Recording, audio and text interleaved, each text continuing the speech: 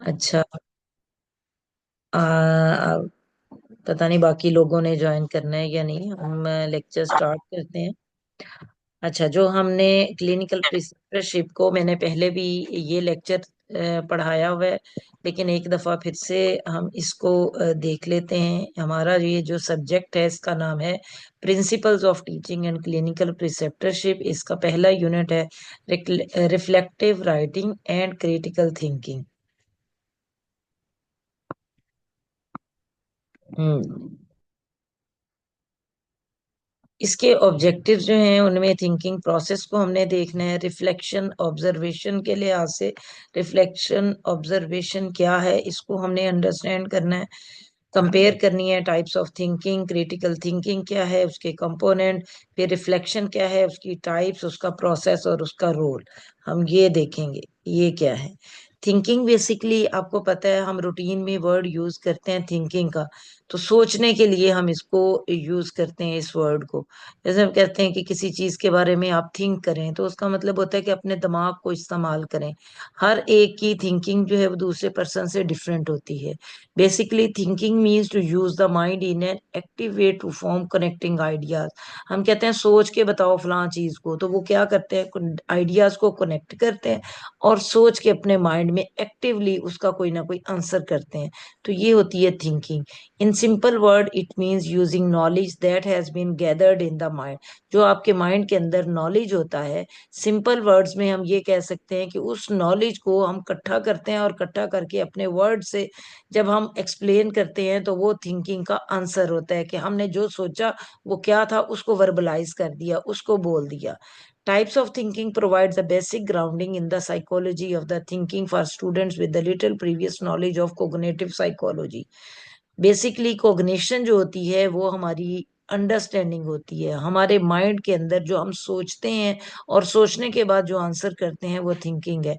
हर बंदा डिफरेंट तरह से सोचता है और डिफरेंट तरह से आंसर करता है, एक ही चीज को डिफरेंट तरह से प्रेजेंट करता है और वो अपनी अपनी थिंकिंग होती है। This clear well structured overview explores the practical aspect and application of everyday thinking, creative thinking, logical and scientific thinking, intelligent thinking and machine thinking. यानी डिफरेंट टाइप्स हैं जिनको हम रूटीन में डिफरेंट वर्ड्स के साथ use करते हैं thinking को।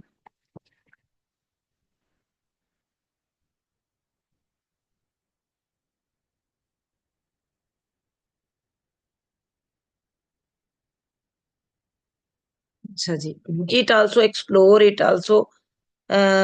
explore the failures of the thinking, that biases and shortcuts that sometimes lead our thinking astray। यानी हम बहुत सारी चीजें सोचते हैं और उनमें से जो चीज हमें सही लगती है उसको हम याद रखते हैं, बाकी चीजों को जैसे हम कोई चीज एस्ट्रे में फेंक देते हैं ना, ऐसे ही अपने माइंड के बैकअप में फेंक। थिंकिंग प्रोसेस क्या है, वो जो हम सोचते हैं उस सारे का जो प्रोसेस है वो थिंकिंग प्रोसेस कहलाता है। ठीक है, जिन चीजों को फोकस करते हुए हम सोचते हैं। Thought can refer to the ideas और arrangement of ideas that result from thinking, the act of producing thoughts और प्रोसेस ऑफ प्रोड्यूसिंग थॉट्स। आपने थिंकिंग की डेफिनेशन और थॉट प्रोसेस की डेफिनेशन याद करनी है। फिर रिफ्लेक्टिव ऑब्जर्वेशन क्या है। Reflective observation is the critical thinking process. यानी जैसे हमने थिंकिंग का बात कर रहे हैं ना कि भाई उसमें वो माइंड को एक्टिवली यूज करना हमारा थिंकिंग है, और जिस सीक्वेंस से हम सोचते हैं सारी चीजों को और फिर कनेक्ट करते हैं वो हमारा थिंकिंग प्रोसेस है। और इन्हीं चीजों को यानी हम रिफ्लेक्ट जब करते हैं तो वो हमारी रिफ्लेक्टिव ऑब्जर्वेशन है। और इसमें क्या है, इसमें जो चीज आ जाती है वो एग्जामिनिंग वन एक्सपीरियंस। हर बंदे का किसी दूसरे के साथ डिफरेंट तरह का एक्सपीरियंस गुजरा होता है। जिस तरह का उसका एक्सपीरियंस गुजरा होता है वो उसके बारे में वैसे ही बताता है। जैसे किसी ने, जैसे आजकल रमजान है, किसी ने रोजा रखा, उसको भूख भूख भी नहीं लगी, प्यास भी नहीं लगी, बहुत अच्छे तरीके से उसने इबादत की, कोई भी उससे पूछेगा तो वो अपने लिहाज से उस चीज को रिफ्लेक्ट करेगा, अपनी ऑब्जर्वेशन को अपने एक्सपीरियंस के लिहाज से। कहीं जाते हैं तो वो अपनी जो फीलिंग्स होती है उसके लिहाज से किसी भी चीज के बारे में पूछता है। हो सकता है कोई आपसे, जैसे पोस्ट आरन के, आपसे इसके बारे में पूछे कि आपका इसका एक्सपीरियंस कैसा रहा, इसकी क्लासेस का एक्सपीरियंस कैसा रहा। तो हर बंदा जिसने जैसा उसका एक्सपीरियंस गुजरा होगा, या जो उसके अंदर पहले से प्रीवियस या पास्ट नॉलेज या एक्सपीरियंस मौजूद है, वो उसकी बेस पे इसका आंसर करेगा। इट इज अ की component of the professional development and personal growth. Reflective observation क्या है? ये प्रो की कंपोनेंट है प्रोफेशनल डेवलपमेंट और पर्सनल ग्रोथ की।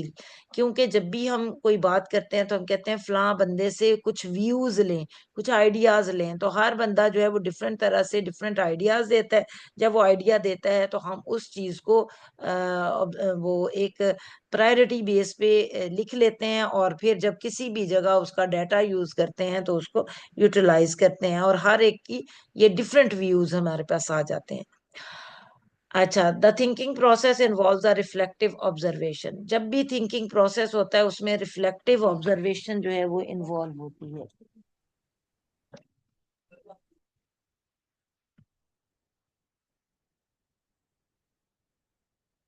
इसमें कंक्रीट एक्सपीरियंस होते हैं, रिफ्लेक्टिव ऑब्जर्वेशन है, एब्स्ट्रैक्ट कंसेप्चुलाइजेशन है, और एक्टिव एक्सपेरिमेंटेशन है।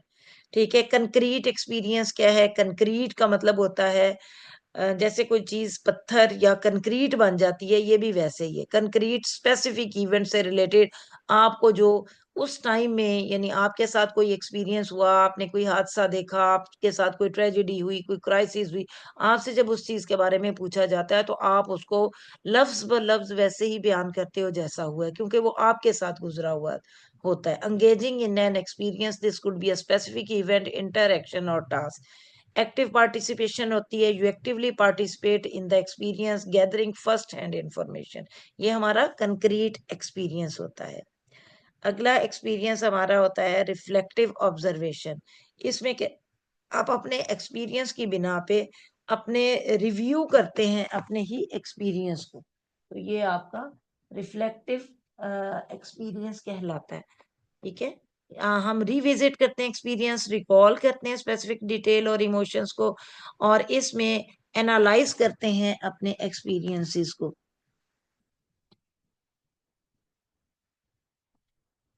अच्छा, और you break down the experience into smaller parts, identify key moments and decisions, identify feelings and thought, you explore your own thoughts and feeling during the experience. हम reflect करते हैं अपनी सारी ऑब्जर्वेशन, अपने past experience, अपनी thinking के base पे, अपनी थॉट, अपने उस एक्सपीरियंस को सोचने के बाद, रिकॉल करने के बाद, हम जो अपना एक्सपीरियंस लोगों को बताते हैं, वो हमारा रिफ्लेक्टिव ऑब्जर्वेशन होता है। यानी ऑब्जर्व किया, पुराना हमारा ऑब्जर्व किया हुआ है, अब हम वो किसी दूसरे को उसके बारे में बता रहे हैं। तीसरी चीज आ जाती है एब्स्ट्रैक्ट कॉन्सेप्चुअलाइजेशन। एब्स्ट्रैक्ट कंसेप्चुअलाइजेशन में हम कोई ओवरऑल कंक्लूड करके बताते हैं कि मेरा ये जो एक्सपीरियंस था वो फलां पैटर्न के साथ, फलां ट्रेंड के साथ पेश आया, तो हम कोई ना कोई उसका कंक्लूड करके बताते हैं कि ये फलां वजह से हुआ। ठीक है। इसके लिए जैसे हम डिफरेंट थीरीज वगैरह को लोग जो बना लेते हैं, वो भी एब्स्ट्रैक्ट कंसेप्चुअलाइजेशन की बेस पे बनाते हैं। और हर बंदा एब्स्ट्रैक्ट कंसेप्चुअलाइजेशन नहीं करता, हर बंदा कंक्लूड नहीं कर सकता, या कुछ लोग कंक्लूड कर सकते हैं तो वो थीरी नहीं बना सकता। लेकिन ये हायर ऑर्डर ऑफ थिंकिंग होती है। ठीक है।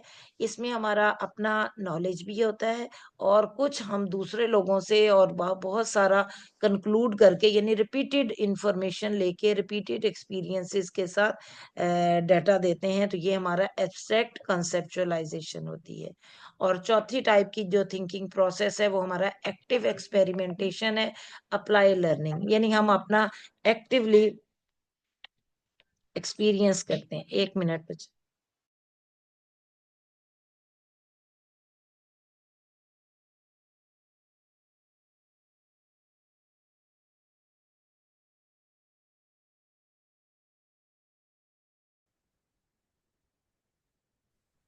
तो ये चारों की चारों जो हैं ये थिंकिंग प्रोसेस के अंदर आते हैं, जिनमें एक्टिव एक्सपेरिमेंटेशन ये उससे भी ज्यादा हाई लेवल की थिंकिंग होती है। और इसमें हम अपना इनसाइट जो है वो अप्लाई करते हैं न्यू सिचुएशन में। यानी मेरा एक एक्सपीरियंस अच्छा गुजरा है तो मैं उसी को इम्प्लीमेंट करूंगी अपनी न्यू सिचुएशन में, या मैं एज अ टीचर हूं तो मैं अपने स्टूडेंट्स के ऊपर उस चीज को अप्लाई करूंगी। और इसमें हम क्या करते हैं, न्यू स्ट्रेटजीज यूज करते हैं, न्यू बिहेवियर्स यूज करते हैं on your reflection, and you continue the cycle of reflection and learning, और हम लर्निंग की तरफ चलते जाते हैं। रिफ्लेक्टिव ऑब्जर्वेशन बेसिकली करने का बेनिफिट क्या होता है, हम अपनी चीजों को सोचते हैं और सोच के फिर उसके बारे में ऑब्जर्व, जो ऑब्जर्वेशन होती है उसको रिफ्लेक्ट करते हैं, दूसरे लोगों को दिखाते हैं, दूसरे लोगों को बताते हैं। मैं जैसे बहुत सारे अपने बता रही हूँ एक्सपीरियंसेस कि फलान टाइम में मेरे साथ ये हुआ, आप लोग अपने अपने अपने एक्सपीरियंसेस शेयर करते हैं, तो वो आपकी रिफ्लेक्टिव ऑब्जर्वेशन है। पेपर में आ सकता है what are the benefits of reflective observation, definition आ सकती है या बेनिफिट आ सकते हैं। तो आपको बेनिफिट एनलिस्ट करने भी आते हो या इतनी दो दो तीन तीन लाइनें कम से कम लिखनी आनी चाहिए। रिफ्लेक्टिव ऑब्जर्वेशन का फायदा क्या है कि आप सबसे पहले तो एनहांस्ड सेल्फ अवेयरनेस, हमें अपनी अवेयरनेस होती है कि मेरे अंदर क्या है, मेरे पास कौन कौन से एक्सपीरियंसेस हैं।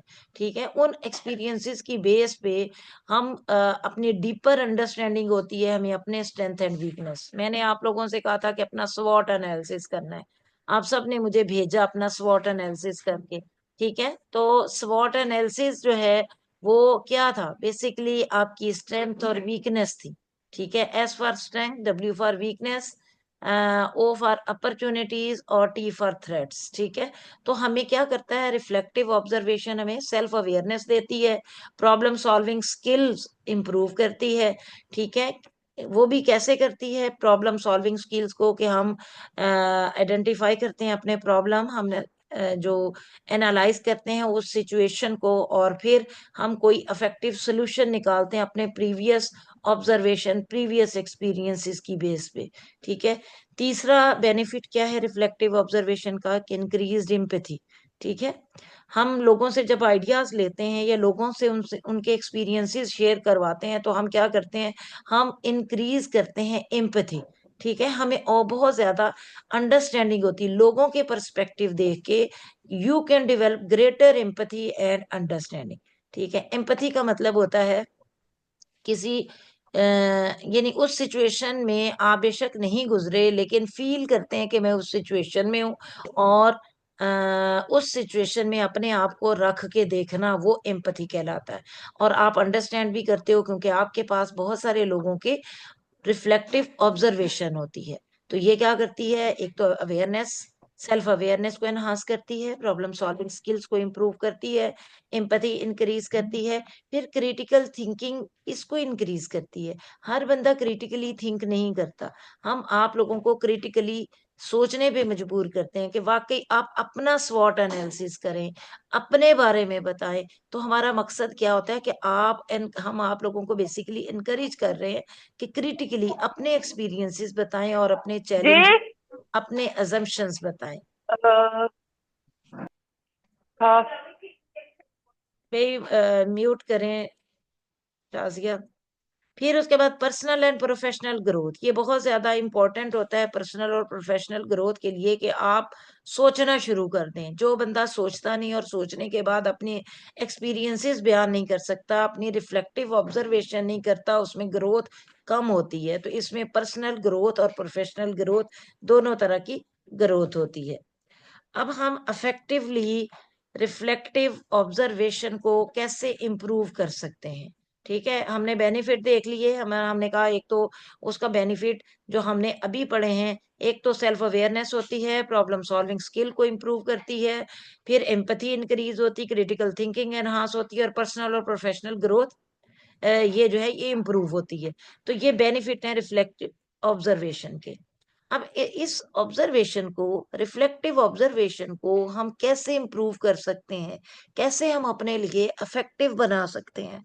कीप अ रिफ्लेक्टिव जर्नल, एक तो पुराने जमाने में लोग अपने बारे में अपने एक्सपीरियंसेस के बारे में कुछ ना कुछ किसी न किसी कागज पे, कोई जर्नल में, कोई डायरीज, कुछ ना कुछ लिखते होते थे। तो वो बड़ा एक अच्छा था, उसमें लोग अपने एक्सपीरियंसेस शेयर कर रहे होते थे। तो regularly right about your experiences, thought and feeling. अगर आप ये लिखना शुरू हो जाएं तो आपको रिफ्लेक्टिव ऑब्जर्वेशन लिखना आ जाएगा, और हम आपके बहुत सारे एक्सपीरियंसेस से लोगों को बेनिफिट दे देंगे। Use reflective question. अपने क्वेश्चन जो है उनको अपने लिए यूज करना शुरू करें। आस्क योर सेल्फ, अपने आप से पूछें व्हाट हैपन, के क्या हुआ था, व्हाई डिड हैपन, कि ये फ्ला सिचुएशन क्यों राइज हुई, हाउ डिड आई फील, मुझे कैसा लगा, ठीक है, and what could I have done differently, और मैं कैसे डिफरेंटली कर सकता था कि ये सिचुएशन ही अराइज ना होती। जैसे किसी कोई झगड़ा हो जाता है, कोई प्रॉब्लम ऐसी अराइज हो जाती है, कोई ऐसी सिचुएशन या कोई क्राइसिस की सिचुएशन आ जाती है, तो उस सिचुएशन में जब वो गुजर गई तो अपने से रिफ्लेक्टिव क्वेश्चन जरूर करें, ताकि वो और उनका आंसर भी खुद से ढूंढे कि मैं तो ये काम करता तो इससे ये मैं इस चीज को बचा सकता था, या मैं अगर ये वाले अल्फाज ना बोलता तो इससे ना बोलने की वजह से बहुत सारी प्रॉब्लम्स जो हैं वो रिड्यूस हो सकती थी। तो अपनी एक डायरी या जर्नल लिखना शुरू कर दें, रिफ्लेक्टिव क्वेश्चंस को यूज करें, तो हम अफेक्टिवली रिफ्लेक्टिव ऑब्जर्वेशन से बेनिफिट ले सकते हैं। फिर सीक फीडबैक, अपने मेंटर से, अपने टीचर से, अपने कुलीग से, अपने बहन भाइयों से, पेरेंट्स से, जितने भी लोग हैं जिनके साथ आप काम कर रहे हो, आप उनसे फीडबैक लें।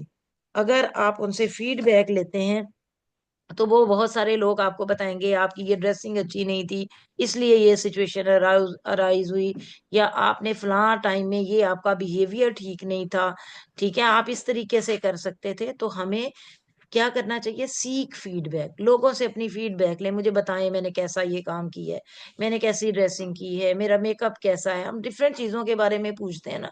तो ऐसे ही आप उनसे अपने बिहेवियर के बारे में भी फीडबैक लें। ज्वाइन अ रिफ्लेक्टिव ग्रुप, कोई ऐसा ग्रुप अगर है जहां पर स्पोर्टिव एनवायरनमेंट हो, लोग आपस में डिस्कस करते हो, आपको अपनी बेहतरी के लिए हम जो डिफरेंट टाइप्स के ग्रुप हैं उनको ज्वाइन कर सकते हैं, जहां पर बहुत अच्छी बातें डिस्कशंस होती हैं और बहुत सारी चीजें जो हैं वो हम अपनी इम्प्रूव कर सकते हैं। जैसे कोई दीनी, कोई मजहबी, कोई आपके प्रोफेशनल डेवलपमेंट का ग्रुप है, या कंटिन्यू एजुकेशन का ग्रुप है, तो उनको ज्वाइन कर सकते हैं। यूज रिफ्लेक्टिव मॉडल, या आपके पास कोई रोल मॉडल है, किसी की कोई थीरी है, या कोई पर्सन भी हो सकता है कि आपके सामने कि फलां बंदा बहुत अच्छा बोलता है तो मैं भी वैसा बोलना शुरू हो जाऊं। तो हम ये सारी स्ट्रेटजीज हैं डिफरेंट, जिनको यूज करके अपने रिफ्लेक्टिव ऑब्जर्वेशन को इम्प्रूव कर सकते हैं। टाइप्स ऑफ थिंकिंग, बहुत सारी टाइप्स हैं इसमें, बहुत सारी और डिफरेंट जगह हम इनको यूज करते हैं। जो कॉमन टाइप्स हैं उनमें क्रिटिकल थिंकिंग है, क्रिएटिव थिंकिंग है, एनालिटिकल थिंकिंग है, practical thinking, intuitive thinking, divergent thinking, convergent thinking, metacognitive thinking, implementation thinking, conceptual thinking, innovative thinking, और ये इंट्यूटिव थिंकिंग दो दफा आ गया। चले, 11 ऑलमोस्ट के करीब हमारी टाइप्स ऑफ थिंकिंग है। इनमें से किसी के ऊपर भी आपको आपसे लिस्टिंग भी पूछ सकते हैं कि what are the types of thinking, या आपसे कोई एमसीक्यू में आ सकता है, या एससीक्यू भी दिया जा सकता है कि analyst the types of thinking, ठीक है। पहला जो हम पढ़ रहे हैं वो क्रिटिकल थिंकिंग है। आपको पता है रूटीन में वर्ड यूज होता है कि क्रिटिकली देखना, किसी भी चीज को लॉजिकली, क्रिटिकल होता है बेसिकली लॉजिकली और बहुत इन डेप्थ सोचना, ताकि हम किसी भी चीज को किसी न किसी नतीजे पर पहुंच सके। इन्वॉल्व्स एनालाइजिंग इंफॉर्मेशन, इसमें इंफॉर्मेशन जितनी आपके पास मौजूद होती है आपके माइंड में, आपके पास जितनी इंफॉर्मेशन है, जितना मटेरियल है, हम उसको एनालाइज करते हैं और एवेलुएट करते हैं एविडेंस को, टू फॉर्म जजमेंट, तभी हम अपनी कोई ना कोई जजमेंट या रिजल्ट बना लेते हैं। रिक्वायर्स लॉजिकल रीजनिंग, इसके लिए क्रिटिकल थिंकिंग के लिए लॉजिकल रीजनिंग चाहिए होती है, प्रॉब्लम सॉल्विंग स्किल चाहिए होती है, और एबिलिटी टू आइडेंटिफाई बायसेस। आप में इतनी एबिलिटी हो कि आप किसी भी सिचुएशन में बायसेस को निकाल सकें। जैसे समटाइम्स आपने देखा है कि आपकी डिफरेंट कमेटीज बनाई जाती हैं, उस कमेटी में आपको डाल दिया जाता है। जैसे कोई इंक्वायरी कमेटी, तो हमें पता होता है कि फलां बंदा उसमें क्रिटिकल थिंकिंग कैसी है, वो किसी भी सिचुएशन को कैसे हैंडल करेगा, क्या वो उसमें से एनालाइज कर सकेगा प्रॉपर तरीके से, ताकि हम रिजल्ट पे पहुंच सके। तो क्रिटिकल थिंकिंग जो है ये होती है। और दूसरी है क्रिएटिव थिंकिंग। क्रिएटिव का मतलब ही होता है कि नई चीज को सोचना, नए आइडियाज के बारे में देखना। Involve generating new ideas, innovative solutions and original perspective. Often involves brainstorming and mind mapping and lateral thinking. इसके अंदर क्रिएटिव थिंकिंग में ब्रेनस्टॉर्मिंग होती है, माइंड मैपिंग यानी अपने माइंड के साथ वो कोई नई चीज के बारे में सोच रहा होता है कि मैंने एक नई चीज जो पहले नहीं है उसके बारे में। ठीक है, तो ये क्रिटिकल थिंकिंग की टाइप है। फिर analytical thinking. Analytical thinking involves breaking down complex problem into smaller and more manageable parts. Analysis का मतलब ही होता है किसी भी चीज को अलग अलग करके देखना, यानी एक कॉम्प्लेक्स चीज को आप छोटे छोटे पार्ट कर लें, छोटे छोटे हिस्से कर लें, सब कंटेंट बना लें, सब टॉपिक बना लें और फिर उसको एनालाइज करें। तो ये होता है analytical thinking. Requires logical reasoning. इसमें भी आप लॉजिकल रीजनिंग यूज करते हैं, अटेंशन टू डिटेल, अटेंशन लेते हैं, and ability to identify pattern. ठीक है, तो एनालिटिकल थिंकिंग में हम एनालिसिस करते हैं चीजों का। ठीक है, फिर उसके बाद आ जाती है प्रैक्टिकल थिंकिंग। प्रैक्टिकल वर्ड से याद रखना है, जिसमें आप अपना नॉलेज अपनी रियल लाइफ सिचुएशन में यूज करते हैं प्रैक्टिकल लाइफ में। ये आपका प्रैक्टिकल थिंकिंग है। इसमें भी हम problem solving skills, decision making skills and action oriented thinking को यूज करते हैं। Intuitive thinking. Intuition gut feeling होती है, किसी में बहुत ज्यादा होती है, किसी में नहीं होती। ठीक है, तो इंट्यूटिव थिंकिंग जो होती है ये बेसिकली गट फीलिंग, इंस्टिंक्ट और इंट्यूशन से होती, यानी लॉजिक इसमें नहीं होती, लेकिन इसमें बस आप अपने एक्सपीरियंस और अपने आप के अंदर की जो आवाज होती है उसकी बेस पे हम कोई थिंक करते हैं और उसी डिफरेंट टाइप के प्रॉब्लम को सॉल्व भी करते हैं और डिसीजन भी लेते हैं। जैसे कहते हैं कि मेरा आज दिल कर रहा है आज मैं घर से बाहर ना निकलूं या मैं फलां काम ना करूं, तो वो गट फीलिंग होती है ना, तो हम नहीं करते और देखते हैं कई दफा बहुत सारे बड़े किसी मुसीबत से बच जाते हैं। तो ये इंट्यूटिव थिंकिंग होती है। Divergent thinking. डाइवर्जेंट थिंकिंग जो है generates multiple ideas and approaches to a problem. ठीक है, ये डाइवर्जेंट का मतलब ये होता है कि डाइवर्ज एक जगह एक जो वे होता है या एक सोच का एक जो रास्ता आपने मुतय्यन किया हुआ था, एक अप्रोच आपके माइंड में थी, आप उसको चेंज करके डिफरेंट जो है उसको यूज कर सकते हैं। और इसके लिए ब्रेनस्टॉर्मिंग और थिंकिंग आउटसाइड द बॉक्स, जो आपको पता है चीजें, जो आपको वेज पता है, उन अप्रोचेस के अलावा एक नई अप्रोच डाइवर्जेंट होके एक अलग तरीके से सोच के आप उसका सोल्यूशन निकालते हैं। Convergent thinking focuses on finding a single correct answer और सोल्यूशन। आपको एक पता है मैंने यही एक सोल्यूशन निकालना है किसी भी मसले का, तो हम उस थिंकिंग को कन्वर्जेंट थिंकिंग है। इसमें भी लॉजिकल रीजनिंग और एनालिसिस करते हैं। फिर मेटाकॉग्निशन है, involves thinking about one's own thinking process. Metacognition में अपने ही थिंकिंग की डिफरेंट स्ट्रेटजीज को आप आगे पीछे करके डिफरेंट टाइप की जो कोई सोल्यूशन निकालते हैं, वो मेटाकॉग्निटिव थिंकिंग है। Implementation thinking, ability to organize ideas and plans in a way that will be effectively carried out। ये इम्प्लीमेंटेशन थिंकिंग है, जिसमें आप अपने सारे आइडियाज और प्लान जो आपके माइंड के अंदर मौजूद होते हैं खास तरीके से उनको ऑर्गेनाइज करते हैं और फिर उन्हीं को इम्प्लीमेंट कर लेते हैं, यानी आपने जो सोचा उसको कर दिखाया। फिर है conceptual thinking, ability to find connections.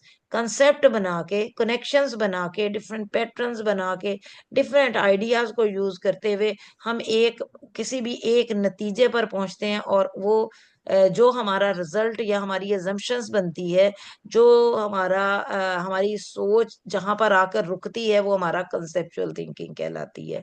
और इनोवेटिव थिंकिंग, इनोवेटिव नाम से याद रखें न्यू वेज के लिहाज से है, क्रिएट पॉसिबिलिटीज एंड अपॉर्चुनिटीज। हम new ways, new possibilities, new opportunities को जनरेट करते हैं, तो ये हमारी इनोवेटिव थिंकिंग है। Intuitive thinking, ability to take what you may sense और perceive to be true and without knowledge और evidence appropriately factor it is the final decision. हम अपनी इंट्यूशन की बेस पे, अपनी गट फीलिंग की बेस पे जो थिंकिंग और डिसीजंस करते हैं वो हमारी इंट्यूटिव थिंकिंग है। क्रिटिकल थिंकिंग के कंपोनेंट कौन कौन से हैं? डिफरेंट कंपोनेंट हैं, इसके 5-6 कंपोनेंट हैं, उनको आपने याद रखना है। अगर critical thinking is the complex cognitive process that involves analyzing information and evaluating evidence to form judgment। ये क्रिटिकल थिंकिंग की बहुत अच्छी और comprehensive डेफिनेशन है। अगर आप इसको याद कर लें तो मेरा ख्याल है कंप्लीट है। डिफाइन क्रिटिकल थिंकिंग, तो आप लिखेंगे क्रिटिकल थिंकिंग ये बेसिकली कॉम्प्लेक्स है लेकिन कोग्निटिव प्रोसेस है, कोग्निशन से निकला है, माइंड का प्रोसेस है दैट इन्वॉल्व, जिसमें दो काम होते हैं, जिसमें आप इंफॉर्मेशन को एनालाइज भी करते हैं और एवेलुएट करते हैं एविडेंसेस, और उसी बेस पे आप जजमेंट करते हैं या अपने रिजल्ट्स बना लेते हैं। डिफरेंट क्रिटिकल थिंकिंग के कंपोनेंट है। पहला कंपोनेंट हमने कहा एनालाइज करते हैं इंफॉर्मेशन को, ठीक है, तो उसी से इसके कंपोनेंट निकल आते हैं कि हम एनालिसिस करते हैं। एनालिसिस का मतलब है break down information into smaller parts to understand its component, identify the main ideas and supporting detail and recognising underlying assumption and biases. और फिर एनालिसिस करने के बाद हम क्या करते हैं? अवेलुएट करते हैं एविडेंसेस को। अवेलुएशन में हम क्या करते हैं? असेस करते हैं उसकी credibility, reliability of information source, ठीक है। हम ये देखते हैं कि जो बात, जो इंफॉर्मेशन हमारे तक पहुंची है, क्या उसकी कोई क्रेडिबिलिटी है, क्या वो रिलायबल है, वो ठीक है या नहीं है, या उसमें कोई बायस होने के चांसेस हैं। Evaluating the strength of argument and evidence, आप अवेलुएट करते हैं उसके सारे आर्गुमेंट और एविडेंसेस की स्ट्रेंथ को कि किस हद तक ये बातें ठीक हो सकती हैं। फिर आइडेंटिफाइंग लॉजिकल फैलेसीज एंड इनकंसिस्टेंसीज, यानी हमने स्ट्रेंथ भी देख ली और वीकनेस भी देख ली है कि फैलेसीज क्या है, फॉल्स क्या, गलत क्या क्या, एरर क्या क्या हो सकते हैं, इनकंसिस्टेंसीज क्या क्या हो सकती हैं, ठीक है। तो ये चीजें भी हमने क्रिटिकल थिंकिंग में ही देखनी है। फिर इंटरप्रिटेशन, यानी पहले एनालिसिस किया, फिर हमने ये एवेलुएट किया, फिर हम उसके बाद इंटरप्रेट करते हैं। इंटरप्रिटेशन वो क्या है? Understanding the meaning of information. जब आपने एवेलुएट कर लिया वो जो इंफॉर्मेशन है वो ठीक है, तो फिर हम ये देखते हैं कि वो जो इंफॉर्मेशन है, क्या हमें उसका असल मतलब पता चल गया है, वो जो बताना चाह रहा है, जिन वर्ड्स को वो यूज कर रहे हैं पेशेंट। यानी आप एक सिचुएशन को ले लें, कोई इंक्वायरी चल रही होती है तो हम अलग अलग सारों से डाटा लेते हैं। यानी हम जिसकी लड़ाई हुई है उससे भी पूछते हैं, जिसकी नहीं लड़ाई हुई, और इर्द गिर्द के जितने लोग जिन्होंने सुनी है हम सबसे लेते हैं। हम एनालाइज करेंगे, सबसे पहले सबसे अलग अलग इंफॉर्मेशन ली, फिर हमने उस चीज को एवेलुएट किया कि कौन क्या बात कर रहा है, जिसका झगड़ा हुआ वो क्या इंफॉर्मेशन दे रहा है, दूसरे लोग सुनने वाले क्या दे रहे हैं, जिसके साथ झगड़ा हुआ वो क्या दे रहा है। फिर तीसरे स्टेप पे हम इंटरप्रिटेशन करते हैं। इंटरप्रिटेशन में हम उसकी जो इंफॉर्मेशन है या जो वर्ड वो यूज कर रहा है उसको अंडरस्टैंड करने की कोशिश करते हैं, क्योंकि हमने उन्हीं एविडेंसेस की बेस पे कंक्लूजन निकालना है। फिर कंसिडरिंग डिफरेंट पर्सपेक्टिव, हम डिफरेंट पर्सपेक्टिव जो है उनको भी कंसिडर करेंगे जो हमने बाकी लोगों से इंफॉर्मेशन ली है। फिर हम क्या करते हैं? रिजल्ट निकालते हैं, इन्फ्रेंस निकालते हैं। Making logical deduction based on evidence, identifying pattern and trend and predicting outcome. हम पैटर्न भी देखेंगे कि पहले भी ऐसे हुआ था तो उसका ये रिजल्ट निकला था, तो हमने उन लोगों को ये सजा दी, ये जजा दी, या ये हमने उनकी सुलह करा दी। हम अपना रिजल्ट निकालेंगे अपने प्रीवियस, अपनी थिंकिंग के जरिए। फिर हम एक्सप्लेनेशन देते हैं, clearly communicating ideas and argument, justifying conclusion with evidence, लोगों को बताते हैं, उन लोगों को बताते हैं जिनके लिए हम उनका रिजल्ट दे रहे हैं उस इंक्वायरी का। हम उन्हें बताते हैं कि हमने ये देखा, जैसे जज देता है, जज क्या बताता है? वो उनके ही आर्गुमेंट की बेस पे रिजल्ट देता है, और फिर एंड पे एक्सप्लेन करता है कि आप तमाम गवाहों की मौजूदगी में ये रिजल्ट्स आए, इसने ये कहा, इसने ये कहा, उस बेस पे ये चीज क्लियर हो गई। जस्टिफाई करते हैं कंक्लूजन विद एविडेंस और presenting information in the logical and coherent manner.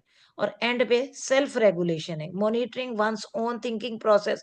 फिर जज अपना भी दिमाग लड़ाता है, या जो भी इंक्वायरी का जो भी बंदा क्रिटिकली थिंक कर रहा है वो सेल्फ रेगुलेट भी करता है कि क्या जो मैं रिजल्ट देने जा रहा हूँ, जो बात बता रहा हूँ वो ठीक है। Identifying and correcting errors in reasoning and being open to new information and perspective. उसी बेस पे वो सेल्फ रेगुलेशन भी करता है। ये सारे कंपोनेंट किसी भी क्रिटिकल थिंकिंग में होना जरूरी है। कौन कौन से हैं? सबसे पहले एनालाइज है, फिर एवेलुएशन है, interpretation, inference, explanation and self regulation. ये क्रिटिकल थिंकिंग के कंपोनेंट हैं जो लिस्ट करनी आ जाए या डिटेल से आ जाए आपको आने चाहिए। इस लेक्चर का दूसरा पार्ट है रिफ्लेक्शन। ठीक है, रिफ्लेक्शन क्या होती है? इज द थिंकिंग, ये भी थिंकिंग का एक मेथड है, एक मोड है, जिसके जरिए बहुत सारी इंफॉर्मेशन जो है वो हम एनालाइज करते हैं अपने एक्सपीरियंसेस की बेस पे और लर्न करते हैं बहुत सारे लोगों से। ठीक है, हम जो लर्न की होती है उसी बेस पे जब हम डिसीजन देते हैं तो वो हमारी रिफ्लेक्शन कहलाती है। यानी आपका जैसा एक्सपीरियंस गुजरा होगा आप वैसा ही लोगों को बताओगे कि फलां बंदे के साथ मेरा ऐसा एक्सपीरियंस है। यानी आप क्या करते हो? एनालाइज करते हैं अपने एक्सपीरियंसेस और learning. It is the form of critical thinking that can help you understand yourself and make better decisions.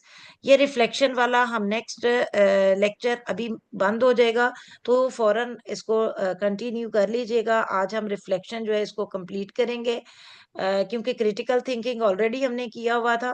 आज रिफ्लेक्शन नेक्स्ट लेक्चर में हम कंप्लीट करते हैं, तो काइंडली फौरन से ज्वाइन कर लें क्योंकि ये लेक्चर बंद होने वाला है। दोबारा से ज्वाइन करें ताकि हम इसको दोबारा से शुरू करें और फिर कंप्लीट लेक्चर होगा।